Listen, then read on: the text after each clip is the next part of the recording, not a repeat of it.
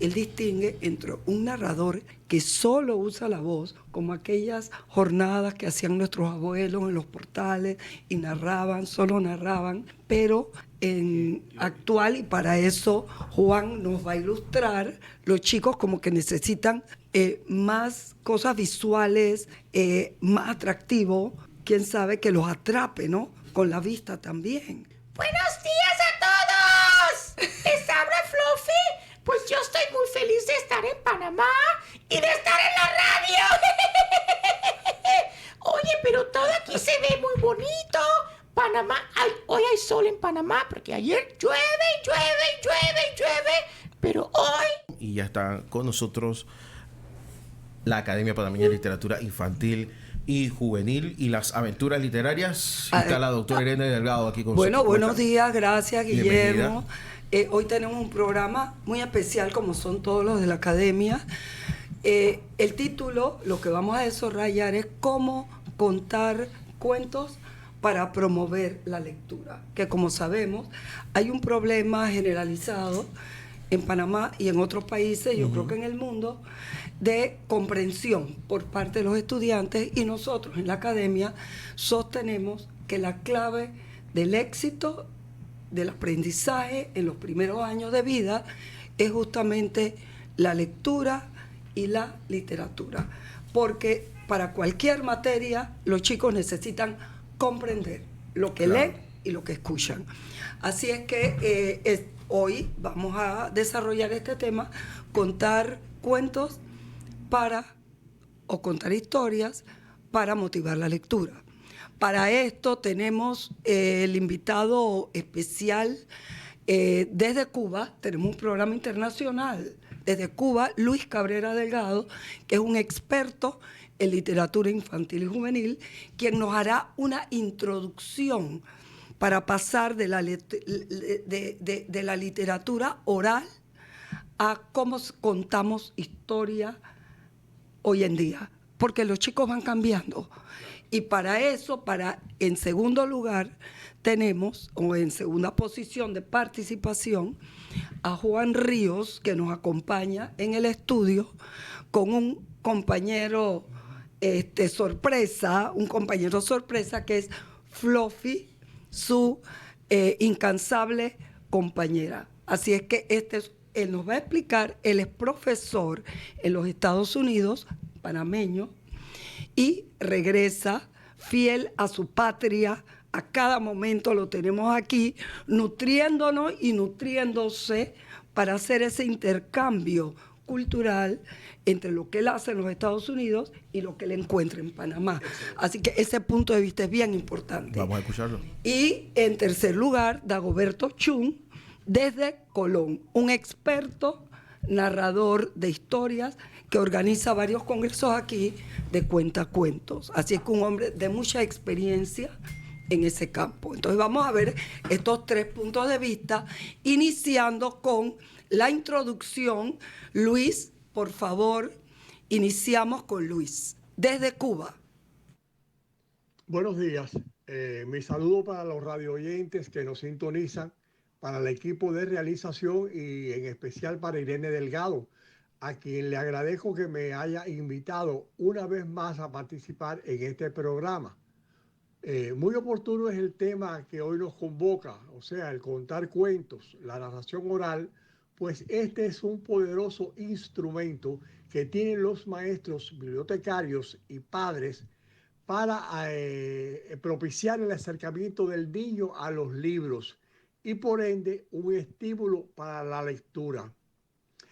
La narración oral es tan antigua como el hombre mismo, pues de ella se valió el cazador primitivo para comunicarle a los miembros de su grupo o tribu cómo y dónde cazar. También al guerrero contar sus experiencias de lucha como forma de enseñanza para los jóvenes. Y a los más ancianos, bueno, transmitir los mitos y leyendas que iban conformando la identidad espiritual del clan. La oralidad fue el primer soporte que tuvo la literatura y hoy en día aún se recuerdan las fábulas que contaba Esopo. La tradición cuenta que Sócrates recitaba de memoria las fábulas de Esopo por los mensajes éticos que ésta contenía. Este dato es un ejemplo de que la narración oral estuvo al servicio de los adultos, pero con el paso del tiempo y la aparición de los libros, fueron los niños los principales receptores de las historias que les contaban, casi siempre los más humildes del colectivo, dígase un esclavo, una criada, una campesina, un abuelo. Yo recuerdo en particular las historias de fantasmas que cada noche nos narraba un primo viejo y solterón de mi madre y que después no me dejaban dormir. También las anécdotas de la guerra de independencia que vivió mi abuela en los montes de Cuba. Historias todas estas que estimularon mi imaginación y fantasía infantil. La narración oral, por servirse del lenguaje hablado, es patrimonio de todas las personas y es una práctica que usamos todos los días y todas las personas. Cuando le comentamos a los miembros del hogar las peripecias vividas en el trabajo, en el supermercado, en la calle, también existen los cuenteros populares o conversadores inagotables, que son aquellos sujetos que centralizan con sus historias las reuniones espontáneas en parques, bares o cualquier otro sitio, que tienen habilidades para captar la atención de los oyentes y que disfrutan hablando y hablando constantemente. Ahora bien, estas formas de comunicación, digamos, cotidianas o espontáneas, debemos separarlas de las de contenido artístico literario, que son acciones con una mecánica y objetivos bien definidos. Esta, bueno, creo que ya lo dije, puede ser usado por cualquier persona con fines recreativos y formativos. Para hacer las funciones de narrador oral no se necesitan dotes especiales, solamente voluntad y práctica. Práctica que con el tiempo nos irá dando las herramientas para perfeccionar y hacerla más efectiva. Cuando vamos a narrar se debe seleccionar el texto literario con el que vamos a trabajar, escogiendo preferentemente aquellos cuentos que tengan un mayor dinamismo en sus acciones por sobre los aspectos descriptivos y que no sean excesivamente extensos. No es necesario, ni siquiera, digo yo, oportuno, aprenderse el cuento de memoria, pues esta, o sea, la memoria, nos puede fallar y echar a perder la narración. Solo hay que dominar sus escenas e incorporar en la mayor medida posible el lenguaje del texto. Para la narración pura o clásica no se deben utilizar objetos, vestuarios, escenografías, ni acciones o movimientos teatrales. Pues ya entonces no estamos narrando, sino haciendo una acción teatral de otra índole y no es ese el objetivo. Solo se utiliza en la narración oral, solo se utiliza la voz con pausas e intensidades diferentes que contribuyan al desarrollo dramático de la historia. En Cuba, desde la época desde la década de los años 30 del siglo pasado, Aide Arteaga, una mujer vinculada a los movimientos obreros de la época, fue pionera en esta actividad, pues les narraba cuentos a los trabajadores del puerto de La Habana, también en tabaquerías, centros de trabajo y tribunas políticas. En los años 60, también del siglo pasado, en el recién inaugurado Parque Lenin de La Habana, se creó la Peña de los Juglares, en la que participaban Francisco Garzón Céspedes en compañía de la cantautora Teresita Fernández. Garzón, con una manera muy especial, narraba cuentos y Teresita cantaba sus canciones. Con esta experiencia, Garzón Céspedes centró cátedra en lo que se dio por llamar narración oral escénica y que a partir de entonces se desarrolló un amplio movimiento de narradores orales que a la partida de Garzón Céspedes para España continuaron otros narradores como Mayra Navarro, Jesús Lozada, Miriam Broderman, Rafael Ribot, entre otros. Como muestra del reconocimiento que hoy tiene la narración oral en Cuba, baste mencionar que por todo el país existen varias cátedras y foros de narración oral, como es el del Gran Teatro de La Habana. También que todos los años se celebra en Matanzas un festival de narradores y que en la Unión Nacional de Escritores y Artistas de Cuba exista una sección que agrupa a los narradores orales. En estos momentos, en Villa Clara, mi provincia, al centro de la isla, provincia que Irene visitó y donde siempre la estamos esperando, estamos iniciando un movimiento de narradores orales que agrupe a maestros y bibliotecarios para trabajar en las escuelas y hospitales infantiles. Bueno, este es mi comentario de hoy. Espero que haya sido del agrado de los oyentes y que reporte alguna utilidad. Muchas gracias. Gracias, Luis, por siempre estar. Ya eres parte de Radio Ancón. No podemos tener mejor teórico claro que está, de la literatura infantil. Parece que estudio de grabación. Exactamente. Está aquí sentado. Está aquí sentado, exacto. Bueno, las maravillas de la tecnología, ¿no? Él resaltó algo, el tema de la utilización de la voz. Eso tiene que ver también con la nosotros. Lectura. Claro, es que no es solamente leer y ya, es interpretar la lectura, darle la entonación correcta. Interpretar con la voz. Pero ves que las definiciones de Luis son definiciones muy clásicas. Él distingue entre un narrador que solo usa la voz, como aquellas jornadas que hacían nuestros abuelos en los portales y narraban, solo narraban, pero en actual, y para eso Juan nos va a ilustrar, los chicos como que necesitan más cosas visuales, más atractivo, quién sabe, que los atrape, ¿no? Con la vista también. Entonces, él hace una diferencia entre narrar, entre los títeres, que quizás para él sería otra cosa, y Juan tiene un compañero aquí, que muy oportunamente ha venido, llamado Fluffy, y él utiliza a Fluffy para narrar historias.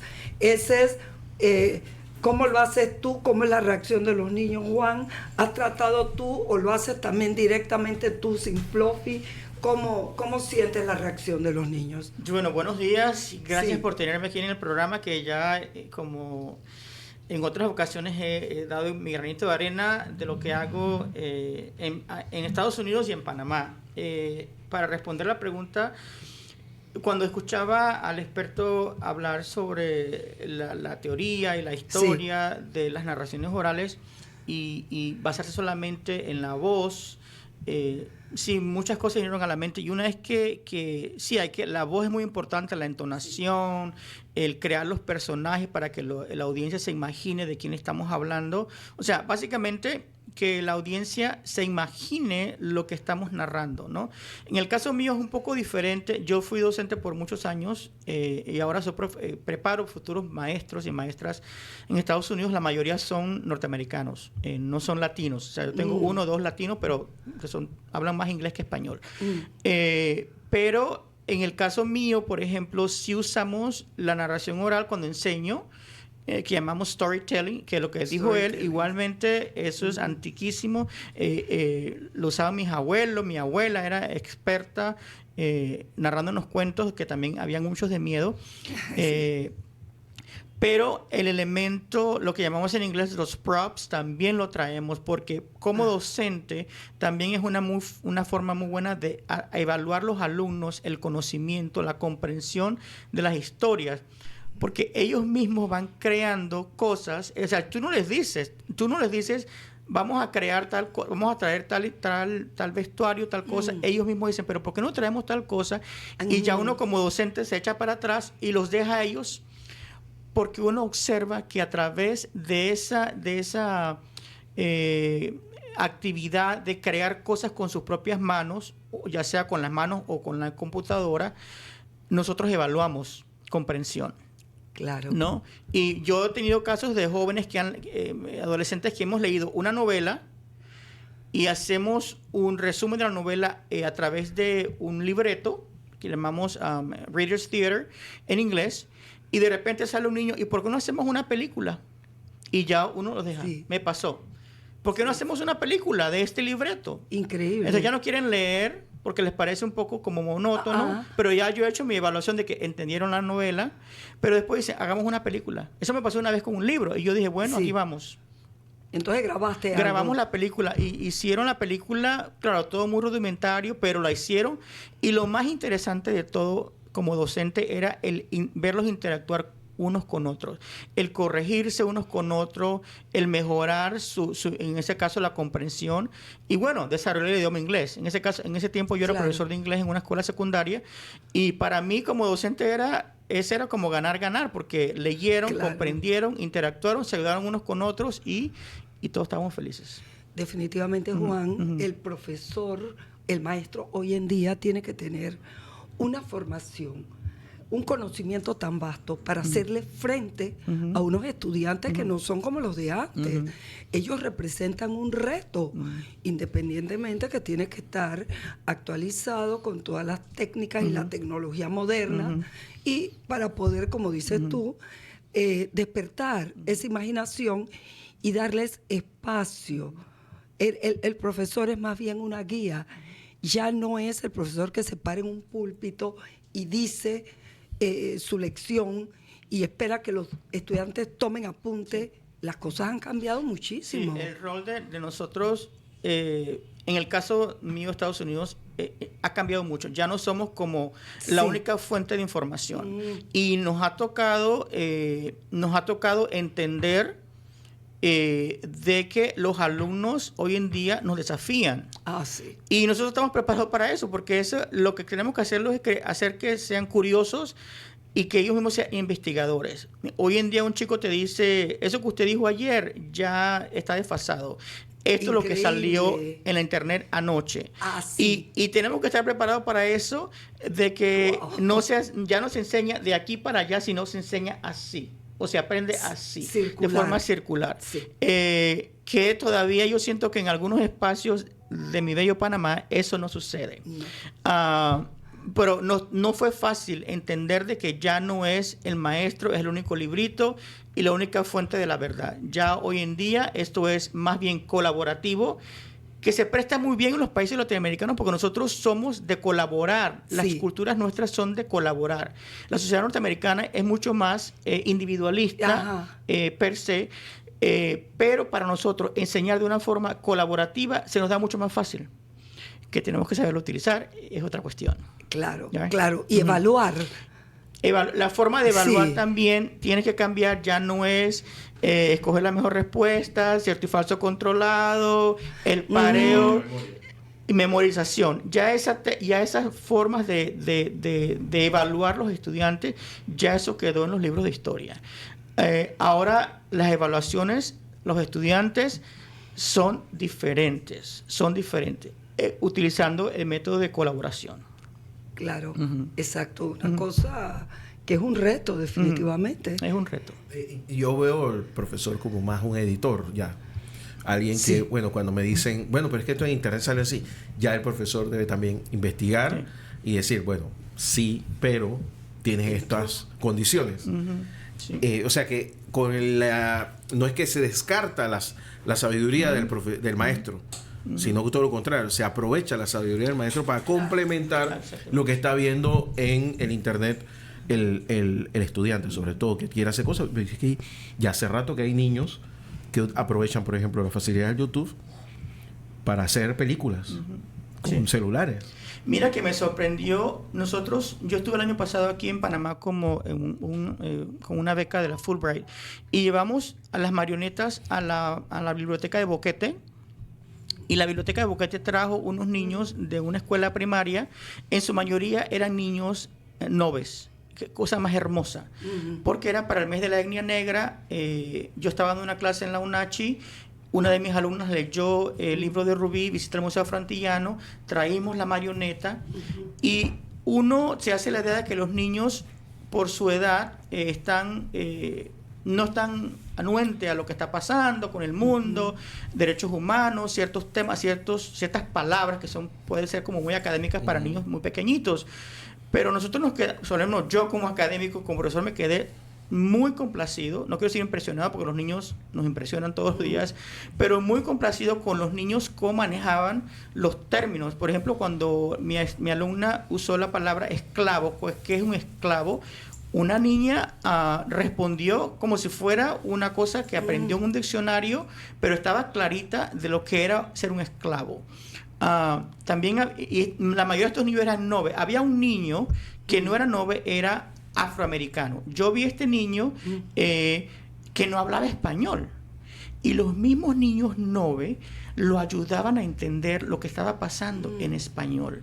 Una cosa preciosísima. O sea, para que uno se dé cuenta de que los niños, si tú le despiertas a los niños curiosidad por aprender o por ellos mismos autoevaluarse cuánto ellos saben, ahí se da la educación.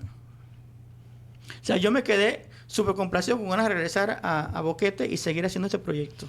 Claro, interesantísimo. Sí.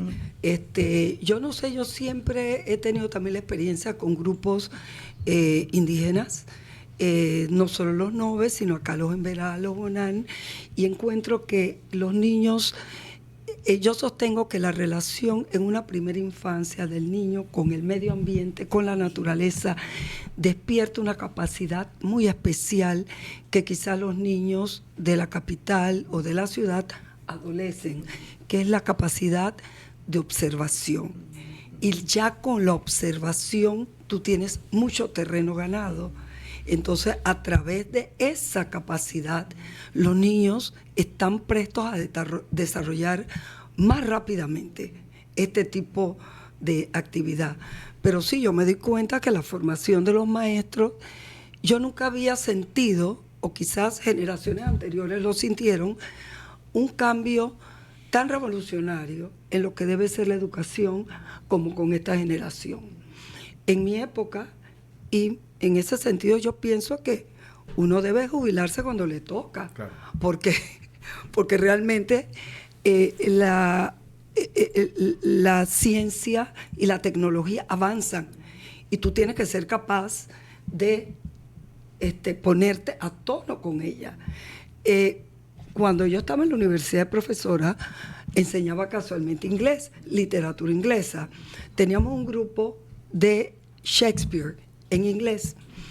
Shakespeare en inglés, y la novedad que hicimos y que me resultó fantástica, yo aquí compartiendo contigo mis experiencias como profesora de hace 10 años más, fue que Shakespeare son textos muy difíciles, porque inglés clásico, y ellos adaptaban, el ejercicio era adaptar y poner en escena, y allí brillaban muy bien los estudiantes, porque eran adultos, pero yo creo que los jóvenes necesitan, de cualquier generación, pero más ahora, ponerse en escena, darles el protagonismo para que ellos puedan desarrollar. Y ahora, con mayor, imagínate, en mi época, el gran reto que yo tenía era descubrir, porque descubría cuando los estudiantes hacían un trabajo y hacían copy-paste, porque uno sabía, pero no podía descubrirlo tecnológicamente, porque ahí yo me quedaba más corta que los estudiantes. Es decir, pues lo descubría por el contenido, claro. Porque uno sabe hasta dónde puede ir un estudiante, cuál es la terminología, etcétera. Pero por eso te digo, esta revolución de la tecnología y del internet ha sido, sí, para los de la vieja guardia, devastadora. Claro. Exacto. Tiene sus pros y sus contras, sí, de la tecnología. Y tiene muchos pros y también muchos contras. Y uno de los grandes retos que tenemos ahorita mismo en los Estados Unidos con la tecnología es el plagio a través de la inteligencia artificial. Entonces, por eso, hacer trabajos como estos que nos llevan a nuestras raíces de la narración oral es una buena forma de que los maestros, los educadores, exacto, puedan evaluar a los alumnos sin que haya influencia de inteligencia artificial. Y también que el alumno desarrolle el pensamiento crítico, la inteligencia, la curiosidad, la imaginación, porque sí, la tecnología es buena, pero las personas invertimos, y me incluyo yo, mucho tiempo en estos celulares y en la computadora que nos olvidamos del mundo real. Sí. Entonces, este tipo de trabajos, de ejercicios nos ayuda a volver a conectarnos con la realidad. Claro, sí. Bueno, oye, tú eres un tremendo maestro, profesor, porque estás conectado con los dos mundos. Sí, totalmente. Y volviendo al tema de nuestros niños indígenas, le doy la primicia, estamos trabajando un cuento de una niña, Nove, que se va a llamar Noemí, que ayuda a través de su cuento a la preservación de la flora y la fauna y aboga por la no minería de cielo abierto en Panamá. Así que por ahí vamos. Bueno, ya entraron en el tema político también. Sí, así que ahí vamos. Bueno, Claro. sí somos, tenemos que ser políticos de una forma claro. u otra. Ujú.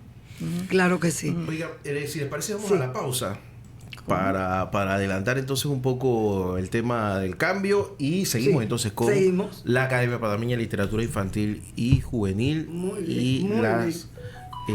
Y pues, tenemos un tema muy interesante el día de hoy, pero también les tengo que recordar que además de las aventuras literarias, yo les quiero recomendar, dile sí a vivir tu próxima aventura. Ven al Hotel Grand Decameron Panamá y vive la mejor experiencia al estilo todo incluido con All Inclusive Plus desde $105 por persona por noche. Además, los niños menores de 5 años viajan gratis.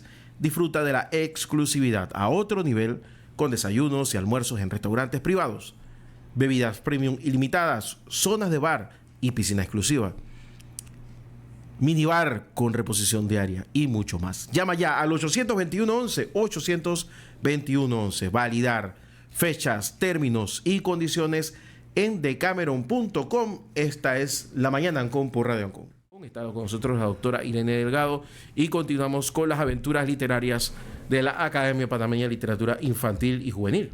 Bueno, luego de las participaciones excelentes de Juan, que es un gran maestro adaptado a las nuevas técnicas de la narración en sus salones de clase en los Estados Unidos y nutriéndose siempre cada vez que viene de lo nuestro. Eso que nos narró sobre el trabajo que hiciste con los niños Nove es maravilloso y eso me recuerda un poco al valor que le dan los intelectuales y los grandes escritores a la oralidad, que justamente el contar historias, como lo explicó Luis Cabrera, viene de eso, pues, de la oralidad, de los primeros narradores. Siempre la literatura nació con la primera palabra, con el hecho de contarnos historias. Todos los días contamos cuentos en la conversación y en particular encuentro yo que las personas del interior y sobre todo de la península de Azuero tienen una especial destreza en la expresión oral, ¿no? En la mímica, en las tonalidades de las voces y eso, bueno, es una cosa increíble, ¿no? Es un poco también el talento dado por el entorno en que han vivido. Por otro lado, nuestros originarios igualmente, y yo creo que yo he dicho esta anécdota antes cuando García Márquez estuvo aquí en Panamá y visitó la comarca Gunas, se encontró y escuchó, y eso lo narra él, escuchó el canto de una abuela o de una madre arrullando al niño. En ese canto, en su idioma, por supuesto, le contaba historias de lo que habían hecho los antepasados, de lo que... Una cosa muy sencilla, pero lo hacían con cierta tonalidad, con una musicalidad. Así que son unos tremendos narradores de historia, ¿no? De una forma natural. Hay un escritor francés, miembro, ya él murió hace poco, Gustavo Leclésio. Leclésio también se quedó muy sorprendido, y aquí yo cito, dice Leclésio en esa época sobre la narración oral. Cuando hablamos de mitos, que es lo que narran nuestros indígenas, en nuestro mundo de libros escritos Parece que nos referimos a algo que está muy lejos en el tiempo y en el espacio. Yo también creía en tal distancia. Y de pronto los mitos estaban allí para que los escuchara regularmente, casi cada noche, cerca de las hogueras que la gente construía en sus casas, en un corazón de 3 piedras, en medio de la danza de mosquitos y palomillas, la voz de los rapsodas, hombres y mujeres por igual, ponía en movimiento historias, leyendas, cuentos, como si estuvieran hablando de la realidad cotidiana.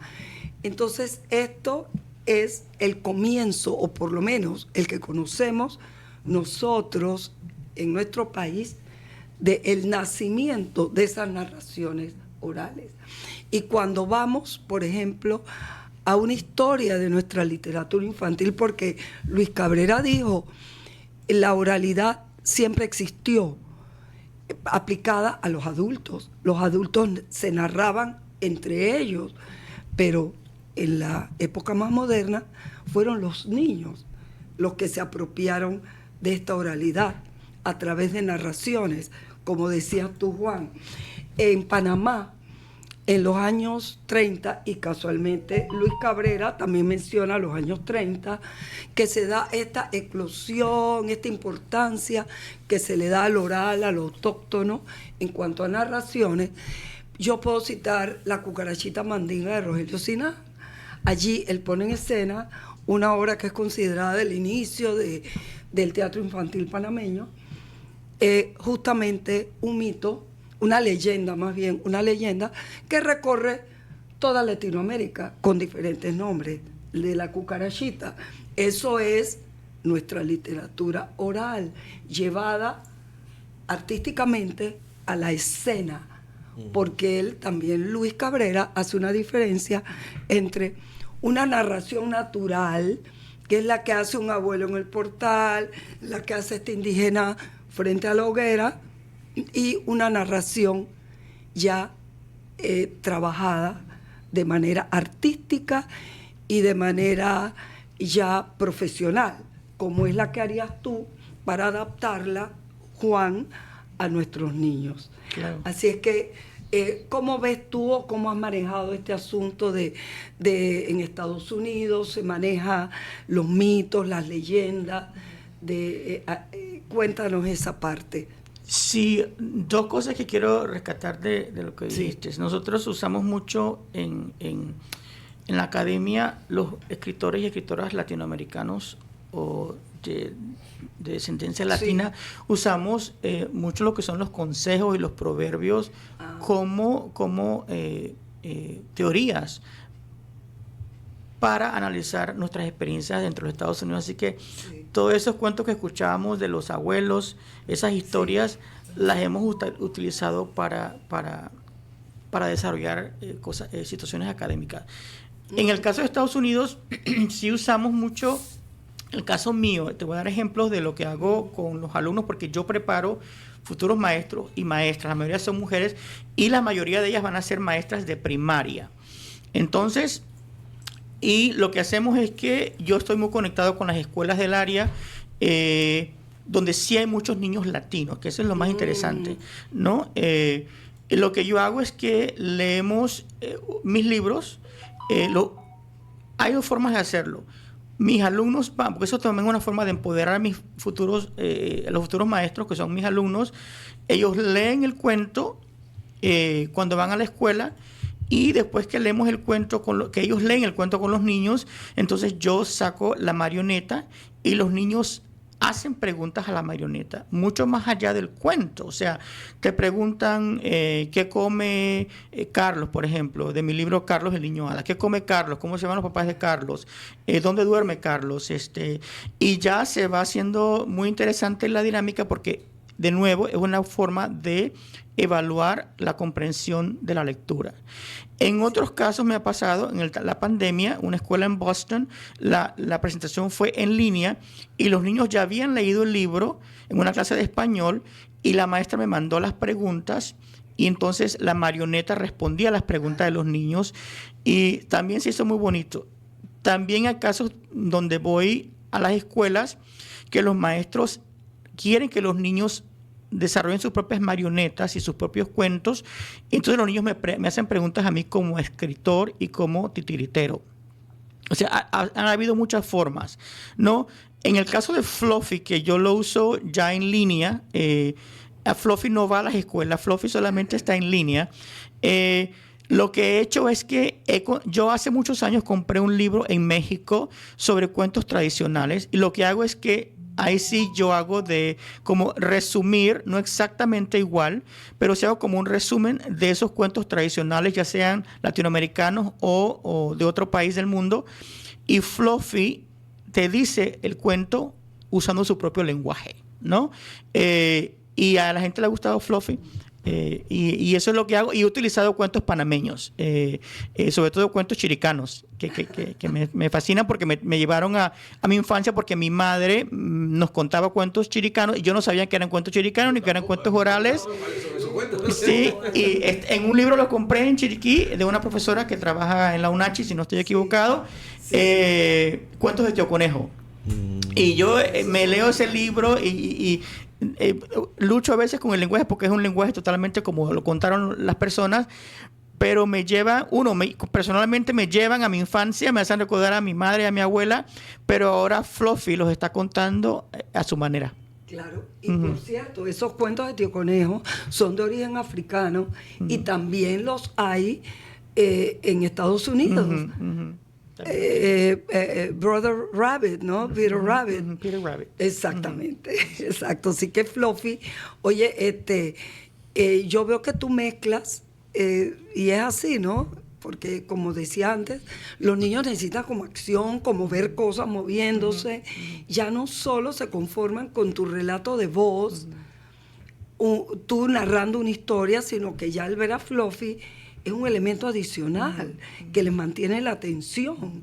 Y entonces Juan, tú sabes, tiene una capacidad de hacer la voz de Fluffy. Entonces tú haznos una demostración. Yo creo que nuestros oyentes escuchan a Fluffy. Déjame ponerlo en acción porque Fluffy va en acción. Entrar en personaje. Fluffy es el invitado especial del día de hoy. ¡Buenos días a todos! ¿Les habla Fluffy? Pues yo estoy muy feliz de estar en Panamá y de estar en la radio. Oye, pero todo aquí se ve muy bonito. Panamá, hoy hay sol en Panamá porque ayer llueve. Pero hoy el sol de Panamá está hermoso. Bueno, feliz. ¡Wow! ¡Súper! ¡Gracias! Fluffy, bienvenido, Fluffy. Esto es hermoso aquí, me siento importante. Me siento que me gané un Oscar o no sé, un trofeo, pero feliz de estar en Panamá y de contar mis historias y conocer gente bonita y ya. ¿Ya? Súper. Tú ves. Oye, pero deben estar súper divertidos esos niños en tu clase. Pues mis alumnas se mueren de la risa. Hemos traído niños a la universidad porque yo coordino un festival que se llama Literatura Internacional, para traducirlo en español, y traemos cerca de 90 niños de una escuela primaria. Y mis alumnos están ahí ayudando porque también eso es parte de la formación de ellos como docentes. Y a mí me causa risa porque el evento es para los niños, pero cuando hacemos la parte del teatro con los títeres, y yo generalmente soy el que dirige, el que hace el titiritero, pues escucho las voces, las carcajadas de mis alumnos y de los maestros, interactuando también con las marionetas, que me parece interesante porque las marionetas se han usado mucho, los psicólogos la usan, los consejeros la usan, pero utilizarlo en el salón de clases con los niños, interactuar con los niños y que los niños se expresen lo que sienten con una marioneta, me parece que es invaluable. Y los maestros también quedan haciéndome preguntas de la marioneta, no sé qué. Así que no, me encanta mucho. Y mis alumnos ahora quieren, hay una alumna que me dijo el semestre pasado que quiere interactuar con mis marionetas el próximo semestre. Sí, exactamente.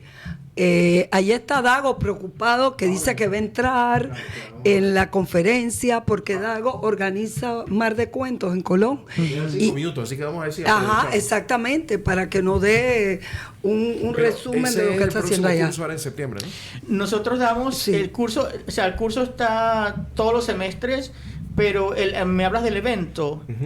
Sí, este semestre que viene lo vamos a hacer nuevamente. Tengo muchas fotos, si quieren verlas. Wow, vas a tener que... Lástima que no esté para la Feria del Libro. Para la Feria del Libro tenemos un momento muy especial en que vamos a presentar una antología que tiene cuentos maravillosos que tú vas a poder personificar con Fluffy, ¿no? Se llamará Cuentos, Cuentos y Más Cuentos, dedicados a los cuentos cortos. Tú sabes que todos los años la Academia Panameña de Literatura Infantil edita una antología. Y esta es la 5ª antología. Y ahora que hablabas de los cuentos de miedo, de fantasma, quizás Fluffy puede llevarse nuestra última antología, penúltima, que se llama Leyendas y Cuentos de Panamá, donde se recogen algunos cuentos tradicionales reescritos, más otros nuevos. Por ejemplo, allí en ese volumen se agotó, pero por ahí sí queda alguno. Voy a buscar para que lo lleves allá porque te va a ser muy útil. Claro que sí. Porque son algunas leyendas que también circulan por otros países latinoamericanos y quizás les son un poco familiares a tus estudiantes latinos que estudian allá. Claro que sí. ¿No?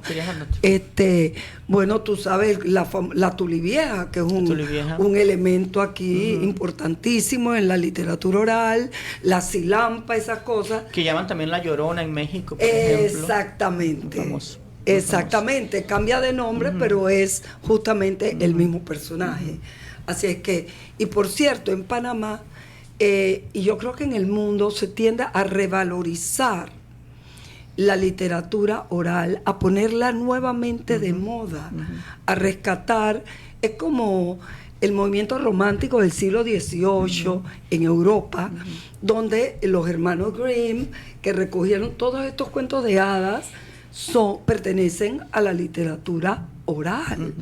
Y por ejemplo, el cuento de la Caperucita Roja no fue escrito en Francia por Perrault para niños, fue escrito para las doncellas de la corte, para que se cuidaran de lo... era una fábula. Tener cuidado con los lobos feroces que acechaban. Los lobos feroces eran la gente que rodeaba al rey. Exactamente. Exactamente. Así que, oye, bueno, Dago, bienvenido. Dago, desde Colón, por lo menos, Dago, aprovéchanos los 5 últimos minutos que hemos estado esperándote. Un tremendo narrador oral desde Colón. Háblanos, Dago, de tu experiencia como narrador. Nos quedan 5 minutos que queremos escucharte. Bienvenido a Radio Ancón. Buenos días. Tenía graves problemas de señal. Yo no manejo bien la tecnología, así que no sabía cómo resolverlo. Rápidamente les puedo decir que yo empecé contando cuentos porque soy profesor de teatro. Entonces trabajaba con unos niños que nunca habían visto teatro, no sabían lo que era teatro y les inventaba cuentos. Entonces así yo estaba casi todas las semanas, casi todos los días contándole cuentos a ellos porque tenía que estar inventando historias. Ya en el 99 me colé en un seminario de animación teatral, de animación a la lectura con Ana Griot, Ana Cristina Herreros, que es psicopedagoga de España y es cuentacuentos, es una autoridad a nivel universal. Y cuando hice un resumen de trabajo en grupo sobre animación a la lectura, ella me dice, ¿quién te enseñó a contar cuentos? Yo me quedé extrañado y ella me dice, tú eres cuentacuentos. Y bueno, yo me creí el cuento y ahí empecé a pensarlo como narrador oral. En el 2000 me invitan, gané una especie de concurso, había que enviar grabaciones, entonces me invitan a el encuentro de Buga, Colombia, y allí yo vi a otros narradores profesionales. Yo no era profesional en ese momento, y entonces me di cuenta de que habían elementos del arte escénico que sí se aplicaban en la narración oral, pero otros elementos no. Entonces tuve que sacudirme un poquito todas estas formas muy teatrales de dramatizar, porque la narración oral necesita que uno se centre en el cuento y no en el emisor, que en este caso sería el narrador. Mientras que en el teatro uno es el personaje. Entonces, de allí fue una trayectoria de contar cuentos. Participé en El abuelo de mi abuela, invitado por Casa Taller. Participé en los talleres de Casa Taller que me ayudaron mucho. Y de allí, por toda la República de Panamá, y gracias a los cuentos hago turismo de pobre porque me invitan.